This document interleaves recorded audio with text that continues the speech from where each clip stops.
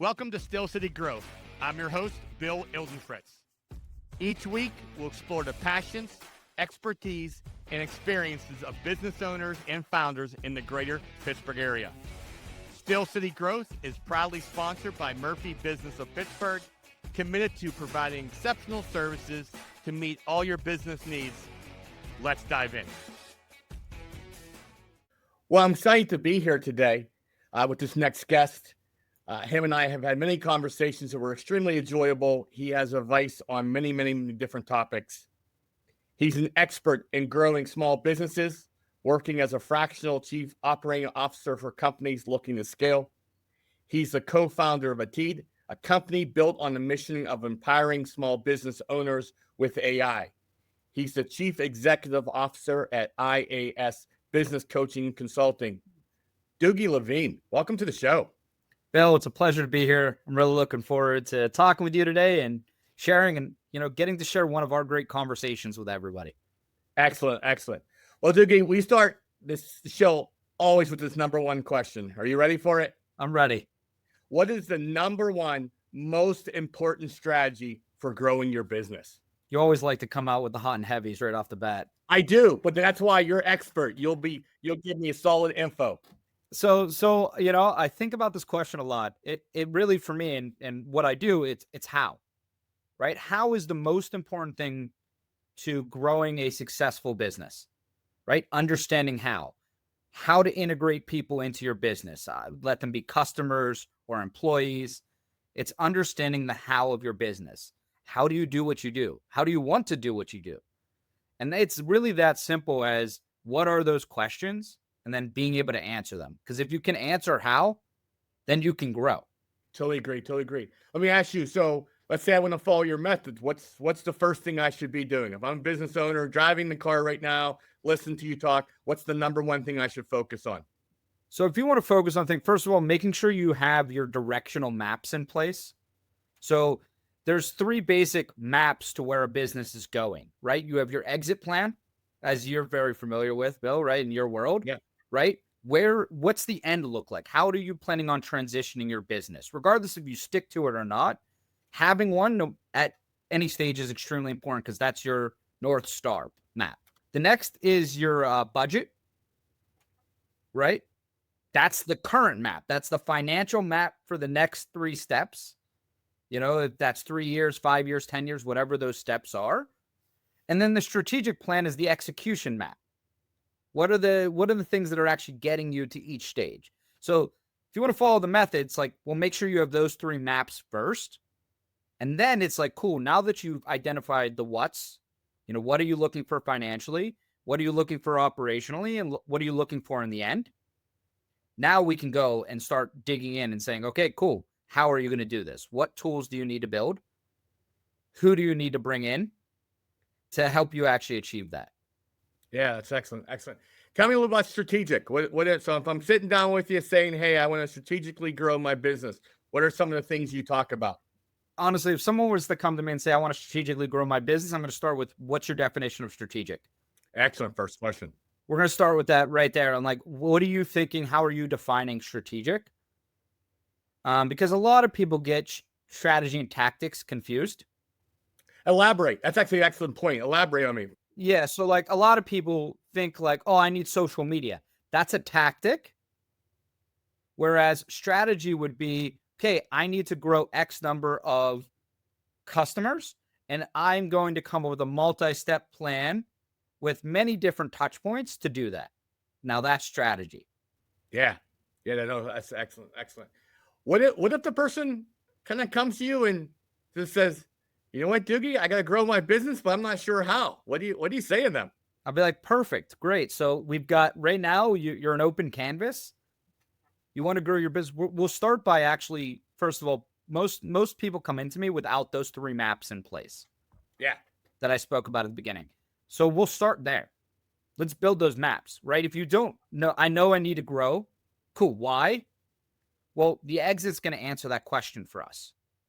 Right? Because that's your ideal lifestyle that you want to have.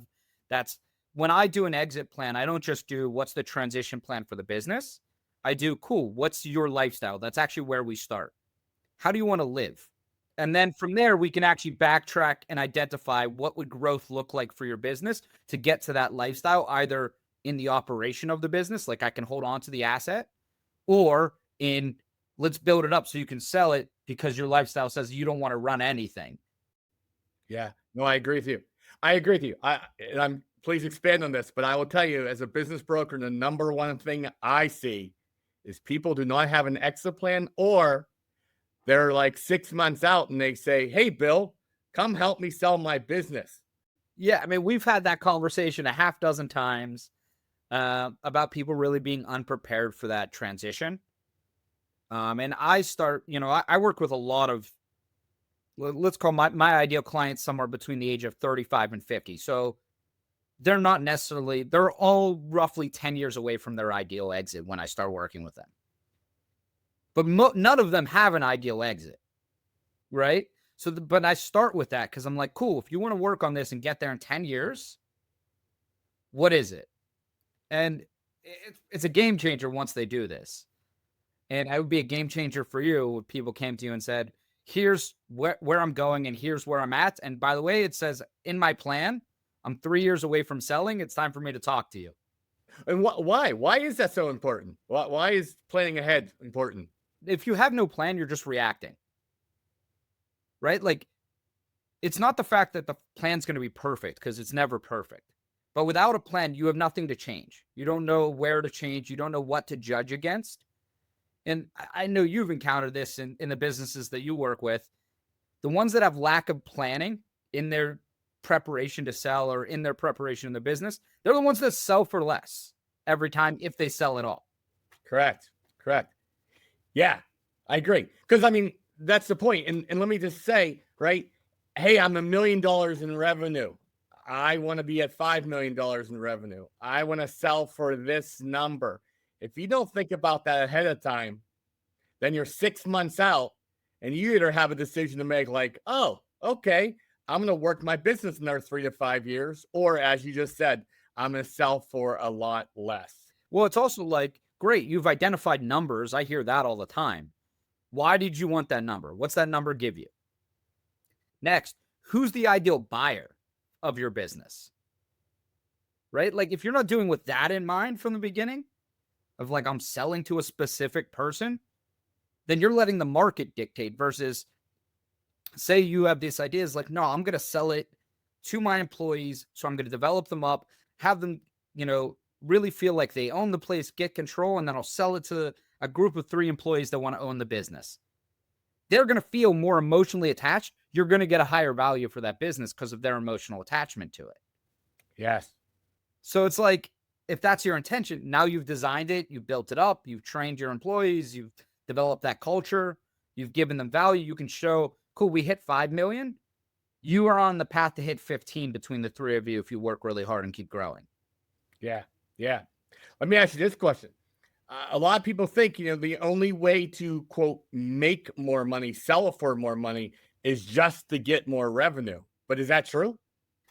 I mean, I disagree. I think the true value is in how well you've documented your operations. Like, people want to buy something they can scale. Like a type of buyer wants to buy something scalable. Yeah. And scalable businesses are well documented.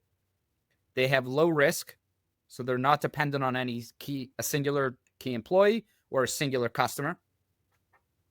Yeah. And if I'm like, especially if you're going to go to like the private equity route, right? Mm-hmm. They're looking for that. They're looking for, I can plug in a manager to run the place and they'll be able to grow to the next level because you have built a good process system that's low risk, high value business. Exactly. Because I know you kind of just touched on it. Whoever's looking, they're looking for a strong number 2. Did you develop a person underneath you who's staying in the business? And so if you identify that early and you start identifying a number 2 to take over, that just adds tremendous value to your company. Yeah, because then they don't even have to go outside and source the person. They promote the person from within, get even more buy-in from them. Yeah, it's a great strategy. Yeah. All right, so let's talk this. So you and I sat down, we have our exit plan, and we say, hey, look, I want to get X, I want to grow my business. Tell me a little about the strategic part you start talking about. So, I mean, there's a little more to the exit, right? Like we're going to identify your plan. Within that plan, we're going to identify the type of exit you're looking for, right? Some people, their exit's actually a legacy business, right? They want to leave it for their kids. It's not a sale necessarily. Yeah. Or they want to do an employee-owned company. So then they turn into an ESOP. Or they want to hold it as an asset and put a CEO in place, right? There's many exits that I look at with them. So we're going to understand that. After we finish the exit plan, the legacy planning, and all of the decision-making that goes around with that, then we're going to go and say, cool, let's start working on your financial plan. You know, what does the next 3, 5, 10 years look like financially? We'll build out your budget operationally. Most of that turns into forensic accounting because a lot of people's businesses, their finances of the business is heavily tied to their personal finances. So it's sometimes hard to differentiate the two. But so we do that. We clean all that up. Now we're ready to talk strategically. And what we'll do is we'll usually start with an ideal org. Like, what's your organizational structure to achieve that goal? What are the positions? What positions would exist? What would be their responsibilities? All of that. And what do you ideally want to compensate those people? Right? So you're thinking all of that ahead, even though, and right now, which spots are currently filled? Because say you have someone in this position, all the positions below them are actually technically being filled by that same person too. Great. So now that we've identified your personnel, we can start talking about what tools do you currently have in place? So do you have a CRM in place? Do you have SOPs for what you do every day? Cool. Yes or no? If yes, how well are they done? If no, let's make them. So once we've got all the operations kind of cleaned up to where their current state is, then we can say, now let's move to the next level. Now let's start building for that future. Let's do that. As long as the business isn't in a crisis. Or the business is in a crisis mode, we're going to deal with whatever the crisis is. Yeah. Because one of the questions I ask my seller is this: have you taken a vacation lately? If so, how long? And when you were on vacation, were you working 24 hours a day? You know, so tell me about it. What's your thoughts? I mean, I asked that same question in like my discovery, my intake conversations. It's also part of like the goal identification. Like, what are you hoping to get out of the engagement? Yeah. Like, I have one of my best clients, their whole goal, they'd never taken a vacation longer than 3 days. Wow. Yeah. And their goal was to just be able to do a 7-day vacation. And this was my first engagement with them. And I was like, oh, like, you know, after an hour of talking, I was like, hold on. So your goal is you just want to be able to take a 7-day vacation. All the other stuff is fluff, right? Like, that's really what you want. And they're like, yeah, that is really what we want. And I'm like, cool, we can do that. And within the first like 2 months, they took their first 7-day vacation. And now they're able to do that with regularity. Now they have vacations regularly. They have days they work from home now. Like, their life balance is really what they were seeking. And now they have that. And I think it's an amazing thing because from a sales point of view, right? If you find out and you're a buyer and you're like, yeah, I'm only needed 1 day a week. That sounds like a pretty appealing, you know, business. Yes. Versus, oh yeah, actually nothing gets done if I'm not there. Yeah. Correct. What are a couple of things that well, first of all, I gotta compliment you because that's what I've learned from you is you always ask the appropriate questions at the appropriate time. And that's the key. Because again, you were going down that path, right? And you could have got involved in all the other things, but you actually identified all they want is a 7-day vacation. So then you did this. So tell me a couple of things. What did you help them able to do so they can take that 7 days? Yeah, so that specific client, we initially started actually with a management training program. So they had 4 managers at the time. And what we did was we actually created a custom training program to develop up the skills, the soft skills, and their process improvement skills of those managers so that they could truly take on the role of being managers and work more autonomously. Yeah. And because of that, as they grew into their spaces and took control and started doing the things and the skills we taught them in terms of how to communicate more effectively, how to ask better questions, how to identify and then solve problems autonomously, right? It took more pressure off of the owners. So they weren't managing the people every single day. Their people were now managing the people. So instead of them having to manage all 21 employees, right, directly, they were now managing 3 employees, or 1 employee directly who managed 3 employees who managed the rest. Yeah. And because of that, we actually put in the management structure, the meetings, the types, all of the things. And they were able to go and take that vacation because the people were able to do what they needed to get done. So it solved their problem. And they went ahead and they've improved many processes since. We've done major other overhauls in the business to make it more efficient. They actually were able to downsize their workforce because of efficiency. All of that. So Yeah. Tell me, let me ask you this question. When I was in management, this is what I got from people underneath me a lot of times. I'm afraid to delegate. It's just easier for me to go do it myself. What do you think about that? one, it's bullcrap. That just means you have a trust issue and you don't know how to delegate. Like, it's those two things. It has nothing to do with, if it's easier for you to do it yourself, then you're not doing your job as a manager. Your job as a manager is to make everybody better at their job below you. And if you're not doing that, then you're not doing your core function. I agree. And I think sometimes that's why upper management, like in my world, in my healthcare world, we promoted the best nurse. Well, that doesn't necessarily mean she's a great director or nursing or great nurse manager. Tell me a little about that, because it ties in that. That's like the technical skills, right? Someone can be the best at technical skills, but that's not the management skills.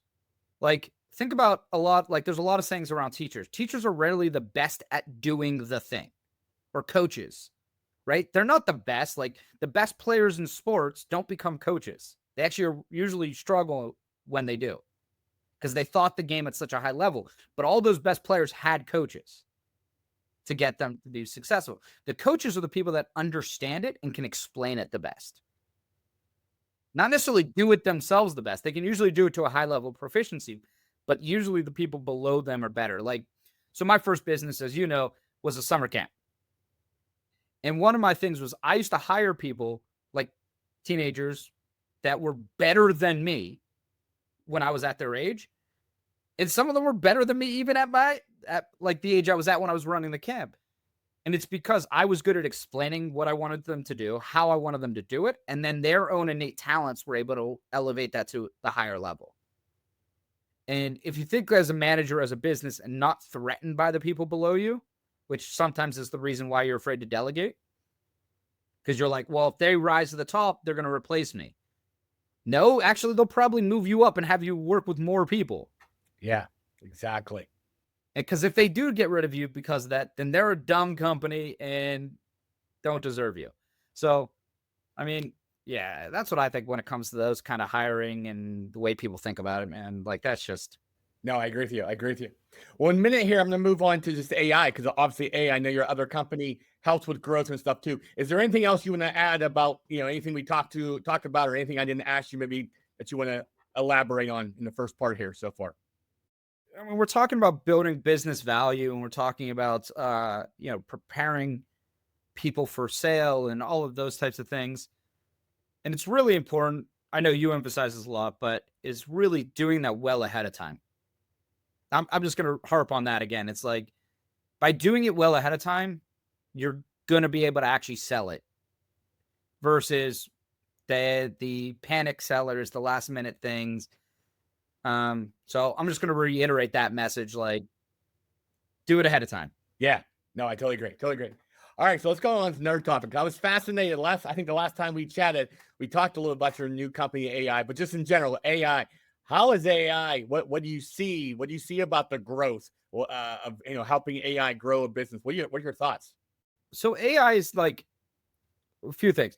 AI right now is finally becoming kind of mainstream accessible, right? So AI has been around for a long time. Yeah. Most of our softwares we're running are some sort of machine learning piece anyways for like the last 10ish years. They have some sort of like mathematical calculations, the analytics dashboards. We've been seeing AI for a while now.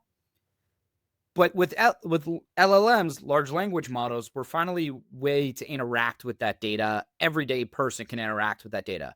Yeah. And ask it questions and do all that, right?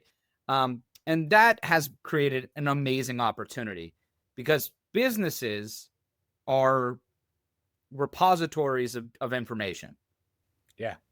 Right? Every business has a ton of information, but we rarely know how to use it, right?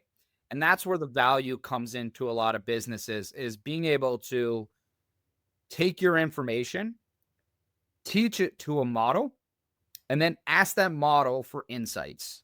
And you combine that with machine learning, which is the ability for it to like process that information. Now you have something extremely powerful. And we're doing that for a lot of medium-sized companies have the most ability to take advantage of this. Very small companies still have advantage. Like if you're not using ChatGPT or Claude or any of the basics right now, just in your everyday use, start. Because it's going to be like when the internet, first came out to search information, how that changed everybody's business. This is the same kind of thing for everyday use. But medium-sized companies have the greatest advantage because they have enough resources to invest in building custom data lakes, which is basically pools of cleaned up data that you can then run through like a ChatGPT kind of plugin or something. And that they have the money to actually build out custom systems. Now, I mean, custom systems are relatively cheap, right? And the big companies have too much information and too many people over it. Will take them too long to deploy effectively. Medium companies have the greatest advantage. And because of that, these medium companies are going to be able to really compete with the biggest players in the markets. And little companies can find really good uses of efficiency so that they can start competing or using their time more effectively to be more front facing with people. Yeah. No, I'm amazed. I have a healthcare background too, and I'm still a volunteer paramedic. And, hey, there's sometimes I'm in the back of the ambulance and excuse my words, but, all hell's breaking loose. That AI to be able to help, read that EKG, give me another recommendation. And I think I'm okay at what I'm doing. But look, the any kind of little help is definitely a very positive thing, for sure. Yeah, I mean, the fact of the matter is it's not going to make emotional decisions. Yeah. Right? Like in a crisis like that, you can suffer from emotional biasy very quickly. And then you assume it's this one problem, you're harp on it and you keep going, and then it's not. That can run the analysis and be like, hold on, it could be one of these 10 things, check all 10. And your one thing was on that list, but you kept going on it because you're like emotionally paralyzed in that moment. Yeah, I mean, I'll give an example. You can kind of touch on it. As a medic, there are things that alter your consciousness, right? You can roll up a scene and see a beer bottle next to him, right? That could not even be his, but you might go down that path. Oh, he drank too much. But what about, is he a diabetic? Is there something with his electrolytes? And you're exactly right. You may go down because of the scene. Yeah, the things that you saw, the things people are telling you, like that's all going to affect you. Whereas once you start feeding all of this information into a model, the model is going to be like, well, yes, and right. If you were to set up a medical model, it would be like, it's this and this, and this. Do these questions, do these tests real quick, put that data back in. I'll have a better answer for you. And it's a refinement piece. And that's like the best way to interact with most models anyways, is to do a continuous information back and forth, either through it asking you questions, you asking it questions. When you just ask it for answers, that's like the best opportunity for something to go wrong, because the data is pulling from a wide range of data. When you do a questioning approach, it narrows what information you're actually asking it to pull from. Yeah. Because it's amazing. I know one of the things too is, as a medic, we pull up to at the hospital and they're so overwhelmed and there's 50 people, and I know a lot of the hospitals are using that data, how to improve workflow and all those things. So tell me just a little bit about that. What is a medium-sized person, or medium-sized company? How can some of these things really help them? So the easiest advantages right now is think about the activities that keep you from being able to be front facing with your customers. Right? So like a lot of that is like filling out documents, building proposals, analyzing information to make a decision. Those types of things are the things that kind of keep us from being able to go out there and sell, or being able to go out there and serve, or, all those types of things. Whereas those are great tasks for AI. You can easily train models to do those 3 things, which in a lot of cases takes an hour or 2 hours out of an employee's day, right? My dad's a physician, and he talked about AI in the workplace and what it's going to do. And I told him, Dad, I was like, how much time do you take filling in paperwork and doing your voice recording, checking the voice recordings, filling out the report, doing all of that, then generating the report, sending it off, which then leads to the script. And I was like, all of that. What if from the minute you put the audio in, it starts doing all of those things? How much more time can you now spend with that patient versus right now you're being rushed out of the room? Yeah. You know, my dad has, like, because he works in the hospital, he's like, I get to spend maybe 10 minutes with a patient before I have to move on to the next patient. And how much poor diagnostic is not taking place because he's only spending 10 minutes with them. I mean, he's been doing this now for 50 years. He's very good, but still. So by giving the doctors more diagnostic time, they can ask more questions. They're not rushed to get out of there. How much better is the health result going to be? And that's the same thing in business, right? How much better is it going to be that you get to spend more time talking to your customer and asking them what's their challenges and problems to see if your product or solution has better alignment with them? Yeah. Right? How much better is that going to be for both of you? No, I agree. And there's definitely, going through using your dad, but there's emotional side. There's a human can deliver emotional news. You have cancer. So, there is a place, but you're exactly right. If he's able to spend another 5 minutes in the room, he can deliver that emotional support versus just, AI can't do that. I mean, Bill, you do a ton of sales. I do a ton of sales. We schedule an hour for our meetings and we're rushing off to the next conversation. Yep. Right? Yep. And then we still have 4 hours of documentation work, paperwork, notes, recapping, follow-up emails. Now, what if all of that, those 4 hours that we have to dedicate every day to, now all of a sudden I don't have to rush through my meetings. Correct. I can actually spend more time building rapport and talking. And since I've been using AI, I've definitely been able to do more of that. And that's where, like, even as a single operator, my use of AI has sped up any of my documentation, data, planning pieces. I have models trained on how I build out programs for people. It's actually led to higher levels of customization than I've done in the past, like all of those things. So I'm providing an even better service than before. And this is where, AI's got the greatest advantage. It's given me more time with my clients and customers. I'm able to serve more clients and customers as an individual. Yeah, it's exponential. Yeah, no, I agree. And honestly, I agree with I'm glad is to spend that extra 5-10 minutes, because there's sometimes something just makes me ask that question at the end. And it's a valuable piece of information. And I sometimes, like you said, we're rush. They're rushing, I'm rushing. And like a month down the road, somehow, some way, a question gets brought up, maybe from a buyer. And I'm like, shoot. I wish I knew that 3 months ago, Yes, and I think you're exactly right. So I think, to me, AI has helped just that, give me a little more time, kind of simplify some tasks. And the best part is they're better in certain aspects, running, documenting, organizing. That just keeps me moving. Once you've taught it how you want it done, it will do it the exact same way over and over and over and over and over again. Yeah. Yes. It's like, it's the way we train an employee, right? We train them so that they do the thing. However, they make mistakes all the time with it. Yes, an AI can still do what's called a hallucination, but it becomes very rare when it's like, do it like this every time, close the data. I'm going to confirm it's good. And if you keep telling, yes, that's good. Yes, that's good. Yes, that's good. It's going to be getting better and better, and those hallucinations will disappear. Yeah, no, I totally agree. But I will say this to you before we wrap up this part is, it does help, like you said, a single person like me and you, a small business, because today I'm going to write an email later about due diligence and how the broker kind of helps. Like, don't step on their feet too much, but yet make sure.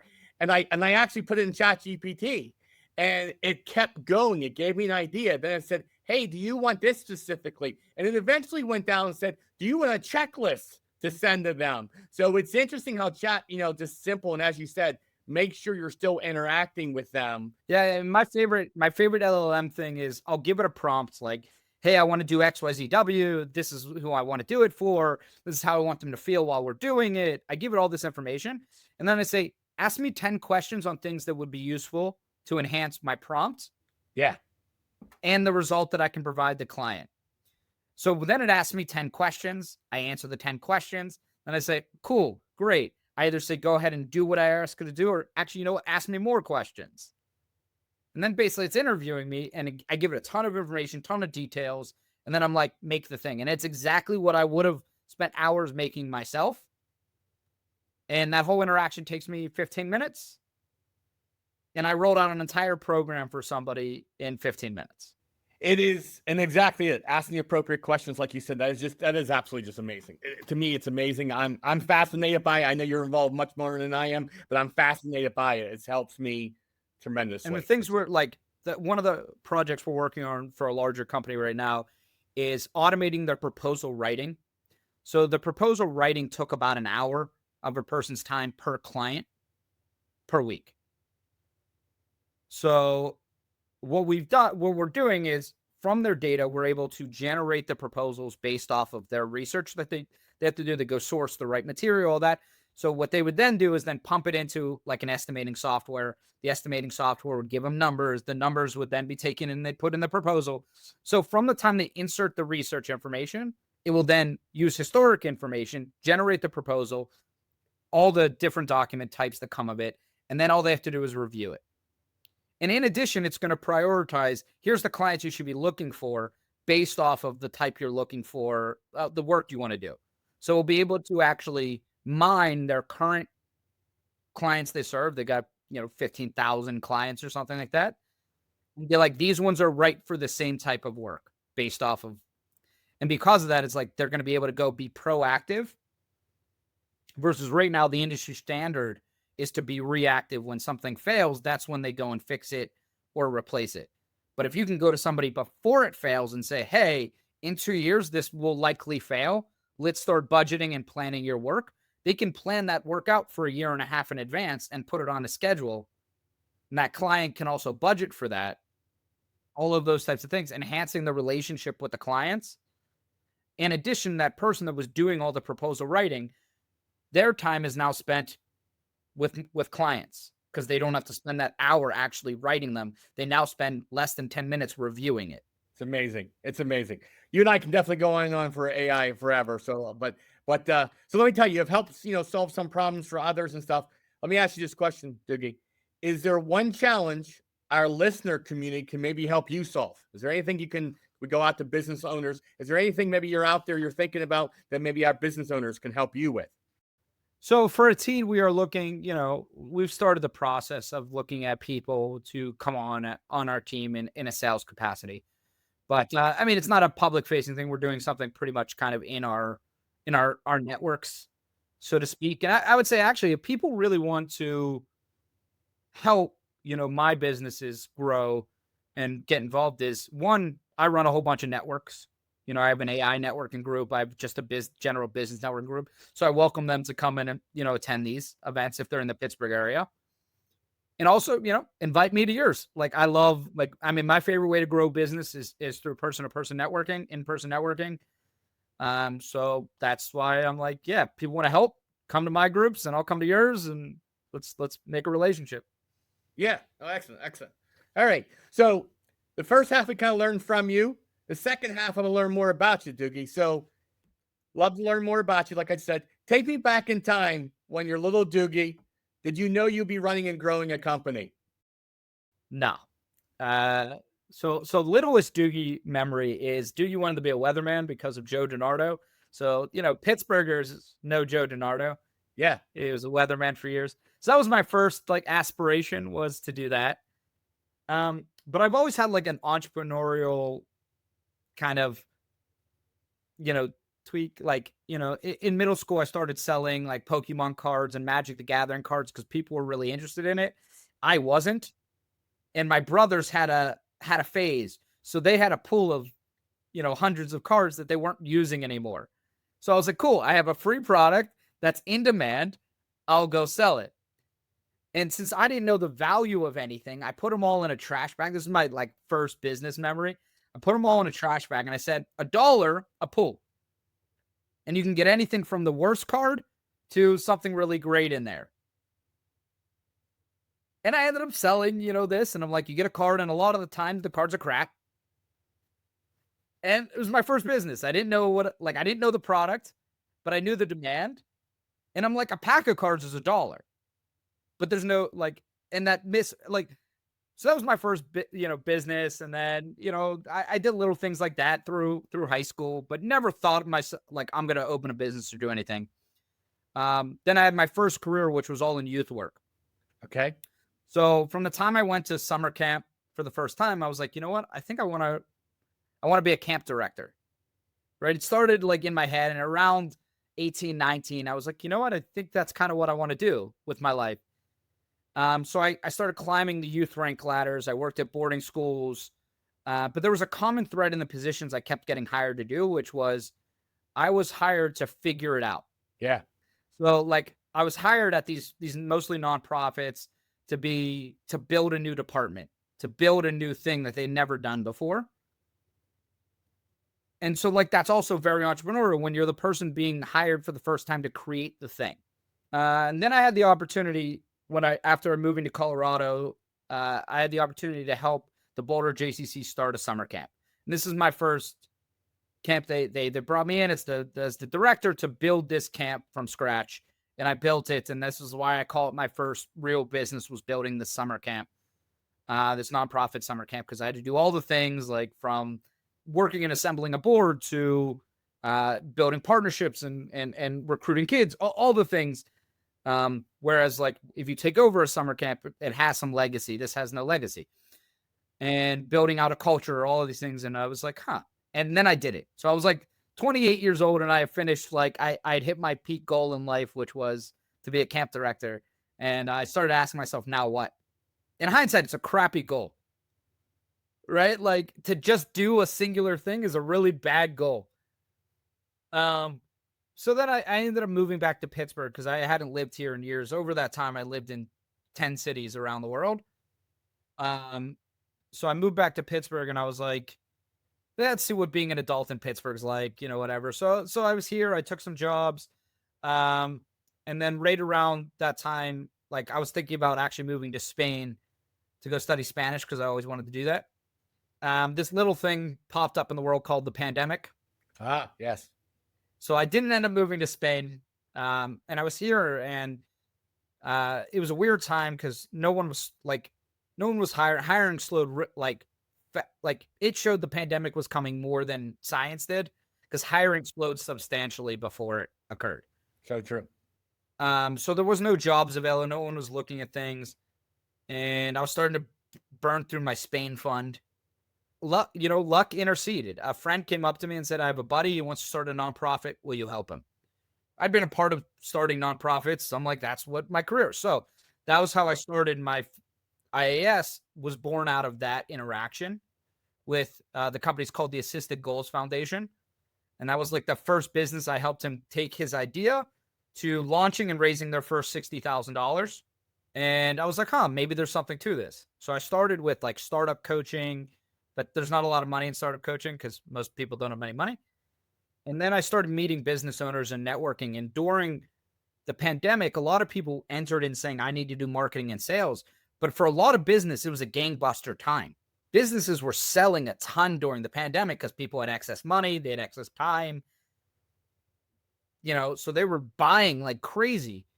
And I'm like, well, you don't actually have a marketing or sales challenge. Your challenge is fulfillment. You can't deliver well. The reason you're not profitable isn't because you're not making enough sales. It's because you have to go and fix the thing 4 or 5 times. It's the waste that's killing your profit, not your lack of sales. And that's when I really started IAS to focus in on that operational improvement piece, to really, dig in on that and really help businesses think through how they deliver what they deliver, and to reduce those opportunities for waste, improve employee performance to be able to handle those situations. And, the rest is history. I'm now where I'm at 5 years later. Yeah. Give me 30 seconds, a minute on your other business, because your AI business. I'm intrigued. Yeah, so Ateed started, it was like towards the end of the pandemic. So I used to meet with two business coaches, other business coaches. One's a marketing expert and one's a financial and executive level expert. And we used to just meet every single week and just talk shop and what do we see in the industry and who are you working with, that kind of stuff. And my business partner, Dan Simpkins, came to us and was like, have you seen ChatGPT? This was like ChatGPT 2 was out at the time. Yeah. And I was like, I had heard of it, but I really hadn't interacted with it. He's like, you got to play around with this thing. So I started playing around with it. And then we started just talking in our group, like, what do we think this is going to be? How can you use this? What are the use cases? And after about 6 months of really thinking through, we decided to launch a joint venture. So between our businesses, we launched a joint venture to explore what AI is going to be. And during that exploration piece, that's how we got to Ateed. And Ateed really focuses on a few things. We focus on the ethical adoption of AI. So we want to make sure that AI is still a human first adoption, because we already saw what was coming, where big companies were starting to put AI tools in and then firing employees instead of going, hold on, how can we reuse employees? Or how can we restructure their day? Or how can we make, because it's the funny thing is all these companies were also still hiring people. So it wasn't like they weren't hiring. So it's like, how do you retool all these people? So that's one thing. The other thing is we wanted people to actually adopt software in a non-wasteful way. Like the traditional way we've all experienced this is we buy a piece of software. It doesn't really solve our problem. So we start changing to the software and friction, and we don't use all the features and all of that. And it feels like, oh, it's a burden instead of something that actually makes our lives better. Yeah. So we wanted to solve that problem as well with Ateed. So instead of going straight in and saying, hey, buy the widget solves your problem, which is mostly what's going on in the AI world right now, is the traditional piece. What we do is we actually help the company evaluate, one, is this even worth it for your company to invest in now? So we offer what we call a road mapping service. And that's where we're going to evaluate to say, hold on, is this even valuable to doing it right now? Or should you wait? Yeah. That's neat. And so we give them that piece of analysis. If yes, here's what your software stack should look like. Here's where I'm suggesting it. And sometimes it's custom. Sometimes it's here are current off-the-shelf products. You can just plug them together and boom, here's how to plug them together. You can go to if you have an IT team, they can do that themselves probably. And if not, we can do it, or go to any other company, they can do this. But lastly, and the most powerful piece we give is two human aspects. The first human aspect is here's how you retool your people to use the software stack based on the process you wanted us to evaluate. Here's how you retool them to be most effectively using that. Here's what they'll need. Here's how they should be a part of the process of developing that piece of tech that you're doing, or integrating these new pieces. And then the final thing is, here's what you can do with their time, their freed up time. Here's how to do that as well. So we provide you with this roadmap of how to do it. And if you want our help, we're happy to help you implement it. If you don't, do it yourself or get somebody else. Yeah. And because of that approach, it's been very successful in terms of really helping companies embrace AI effectively. Yeah. And we've seen some really early positive results in our first few case studies, and then now our first few clients. Excellent. All right. So let me leave you kind of one of these last questions. It is this: if you can go back in time and meet yourself the day before you founded your company, what one piece of advice would you give yourself?